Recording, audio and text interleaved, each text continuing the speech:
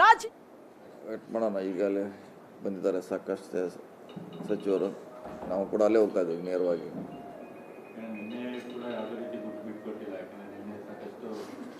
ಅದು ಯಾವುದು ಅದಕ್ಕಂತ ಹೇಳಲಿಕ್ಕೆ ಆಗೋಲ್ಲ. ಈಗ ಡಿಸ್ಕಷನ್ ಆಗಿದ್ದು ಹೈಕಮಾಂಡು CM ಅವ್ರ ಮಧ್ಯ. ಹಿಂಗಾಗಿ ಮಧ್ಯ ಅವ್ರಿಗೆ ಏನೂ ಗೊತ್ತಿಲ್ಲ. 1-to-1 ಡಿಸ್ಕಷನ್ ಮಾಡಿದ್ದಾರೆ. ಅದನ್ನೇ ಹೇಳಲಿಕ್ಕೆ ಕರೆದಿದ್ದಾರೆ ಏನಾಗಿದೆ ಡಿಸ್ಕಷನು. ಸೊ ಇನ್ನೇನು ಅರ್ಧ ಗಂಟೆಯಲ್ಲಿ ಸ್ಪಷ್ಟ ಆಗುತ್ತೆ ಏನು ಡಿಸ್ಕಷನ್ ಆಗಿದೆ, ಏನು ಸಂದೇಶ ಕೊಟ್ಟಿದ್ದಾರೆ, ಏನು ನಮಗೆ ಹೇಳ್ತಾರೆ, ರಾಜ್ಯದ ಜನತೆ ಏನು ಹೇಳ್ತಾರೆ ನೋಡೋಣ, ಕಾದು ನೋಡೋಣ.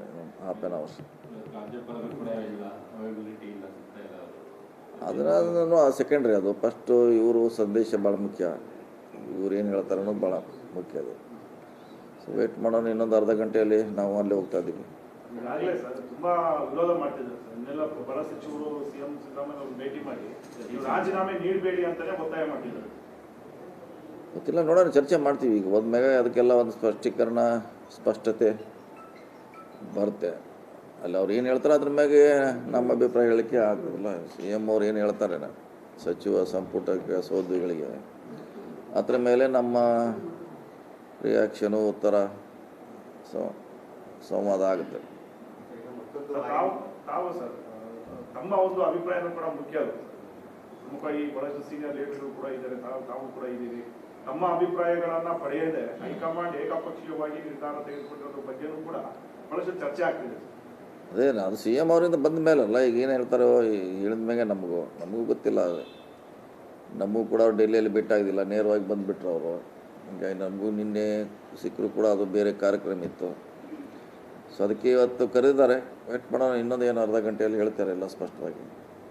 ಒಂದು ವೇಳೆ CM ರಾಜೀನಾಮೆಗೆ ಸೂಚನೆ ಕೊಟ್ಟಿದ್ದಾರೆ, ಈ ತರ ಸಿದ್ದರಾಮಯ್ಯವ್ರನ್ನ ನಡೆಸ್ಕೊಳ್ಳತಕ್ಕಂಥದ್ದು ಎಷ್ಟು ಮಟ್ಟಿಗೆ ಸರಿ ಅನ್ನೋ ಒಂದು ಪ್ರಶ್ನೆ ಕೂಡ ಉದ್ಭವ ಆಗುತ್ತೆ. ನೋಡೋಣ, ಚರ್ಚೆ ಮಾಡೋಣ. ಅಲ್ಲೇ ಹೋಗ್ತಿದ್ದೆ, ಚರ್ಚೆ ಮಾಡೋಣ. ಈ ತಕ್ಷಣ ಏನೂ ಹೇಳಲಿಕ್ಕೆ ಆಗೋಲ್ಲ, ಯಾಕಂದ್ರೆ ನಮ್ಮ ಮುಂದೆ ಏನೂ ಇಲ್ಲ ರೀ, ಬ್ಲ್ಯಾಂಕ್ ಇದೀವಿ ನಾವು.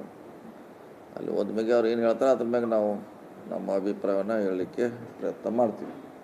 ಪರಮೇಶ್ವರ್ ಅವರ ಹೆಸರು ಕೂಡ ಮುಂಚೂಣಿಗೆ ಬಂದಿದೆ ಸರ್. ನೋಡೋದು ಯಾವುದು ಎಲ್ಲ ನೀವು ಹೇಳೆಲ್ಲ ಕರೆಕ್ಟ್. ಅದು ಎಲ್ಲ ಮಾಧ್ಯಮದಲ್ಲಿ ಓಡಾಡ್ತಿದೆ, ಪತ್ರಿಕೆಯಲ್ಲಿ ಅಭಿಮಾನಿಗಳು ಹೇಳ್ತಾರೆ. ಅದು CM ಅವ್ರು ಹೇಳೋವರೆಗೆ ನಾವು ಏನು ಹೇಳಲಿಕ್ಕೆ ಆಗೋಲ್ಲ. ಅಲ್ಲಿವರೆಗೆ ವೇಟ್ ಮಾಡೋಣ ಅಷ್ಟೇ. ಅದೇ ಬರಲೇ ಫಸ್ಟ್ CM ಅವ್ರು ಓಪನ್ ಆಗಿದೆ, ನಾವು ಏನು ಹೇಳಲಿಕ್ಕೆ ಆಗೋಲ್ಲ. ಫಸ್ಟ್ CM ಅವ್ರು ಹೇಳಬೇಕು ಏನು ಡೆಲ್ಲಿಯಲ್ಲಿ ಆಗಿದೆ, ಏನು ಹೇಳಿ ಕಳಿಸಿದಾರೆ ಅವರು. ಅದ್ರ ಮ್ಯಾಗೆ ಇವೆಲ್ಲ ಸ್ಟಾರ್ಟ್ ಆಗೋದು ಮುಂದಿನ ಎಲ್ಲ. ಅವ್ರು ಹೇಳಿದೆ ಏನೋ ಹೀಗೆ ಅಂತ ಏನು ಹೇಳಲಿಕ್ಕಾಗುತ್ತೆ, ನಮಗೇನೂ ಗೊತ್ತಿಲ್ಲ. ಈಗ ಕರೆದ ಉದ್ದೇಶನೇ ಅದೇ, ಡೆಲ್ಲಿಯಲ್ಲಿ ಆಗಿದ್ದು ಹೇಳಲಿಕ್ಕೆ ವಿಚಾರ ಕರೀತಾರೆ 10 ಗಂಟೆಗೆ. ಅಲ್ಲಿ ಹೋಗ್ತೀವಿ, ನೀವು ಅಲ್ಲೇ ಬನ್ನಿ, ನಾನು ಹೇಳ್ತೀನಿ. ಹಾಂ, ಥ್ಯಾಂಕ್ ಯು. ಇಲ್ಲ ಆ ರೀತಿ ಯಾವುದೇ ಇಲ್ಲ. ಇಷ್ಟೊತ್ತು ಮಾತಾಡಿದ್ರು ಸತೀಶ್ ಜಾರಕಿಹೊಳಿ ಅವರು. ಆದ್ರೆ ಅವರು ಸಹ ಯಾವುದೇ ವಿಷಯ ಬಾಯ್ಬಿಟ್ಟಿಲ್ಲ. ನನಗೂ ಅದರ ಬಗ್ಗೆ ಏನು ಮಾಹಿತಿ ಇಲ್ಲ ಅಂತ. ಒಪ್ಪಂದದ ಬಗ್ಗೆ ಕೇಳಿದಾಗ್ಲೂ ಹೇಳಿದ್ರು ಅವರಿಬ್ಬರ ನಡುವೆ ಆದಂತ ಒಪ್ಪಂದ, ನಮಗದ್ರ ಬಗ್ಗೆ ಏನೂ ಇನ್ಫಾರ್ಮೇಶನ್ ಇಲ್ಲ. ಈಗ ಹೋಗ್ತೀನಿ ಬ್ರೇಕ್ಫಾಸ್ಟ್ ಸಭೆಗೆ, ನೋಡೋಣ ಏನಾಗುತ್ತೆ ಅಂತ. ಇದು ಸತೀಶ್ ಜಾರಕಿಹೊಳಿ ಅವರ ಮಾತು. ಸತೀಶ್ ಜಾರಕಿಹೊಳಿ ಅಂತಲ್ಲ, ಯಾವ ಸಚಿವರು ಶಾಸಕರು ಕೂಡ ಇದ್ರ ಬಗ್ಗೆ ರಿಯಾಕ್ಟ್ ಮಾಡ್ತಾ ಇಲ್ಲ. ಸಿದ್ದರಾಮಯ್ಯ ರಾಜೀನಾಮೆ ನೀಡೋವರೆಗೂ ಎಲ್ಲರೂ ಸುಮ್ಮನೆ ಇರಿ. ತನ್ನ ಬೆಂಬಲಿಗರಿಗೆ ಖಡಕ್ ಸೂಚನೆ ಕೊಟ್ಟಿದ್ದಾರೆ DK ಶಿವಕುಮಾರ್. ಯಾವುದೇ ರೀತಿಯ ದುಡುಕಿನ ಹೇಳಿಕೆಗಳು ಬೇಡ ಅಂತ ಎಚ್ಚರಿಕೆ ಕೊಟ್ಟಿದ್ದಾರೆ. ತಮ್ಮ ಭೇಟಿಯಾದ ಶಾಸಕರಿಗೂ ಕೂಡ DK ಶಿವಕುಮಾರ್ ಇದೇ ಖಡಕ್ ಎಚ್ಚರಿಕೆಯನ್ನ ಕೊಟ್ಟಿರೋದು.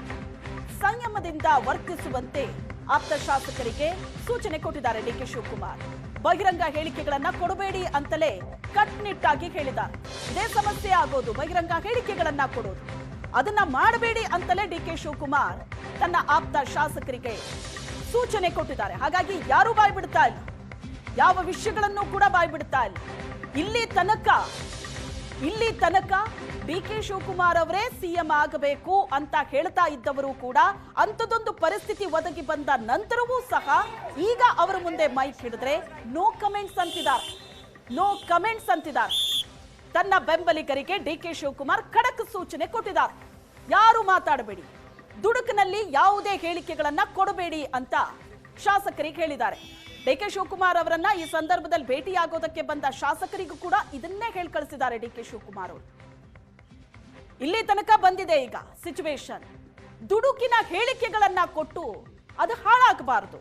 ಆ ಕಾರಣಕ್ಕಾಗಿ ಶಾಸಕರುಗಳಿಗೆ ಸೂಚನೆ ಕೊಟ್ಟಿದ್ದಾರೆ DK ಶಿವಕುಮಾರ್.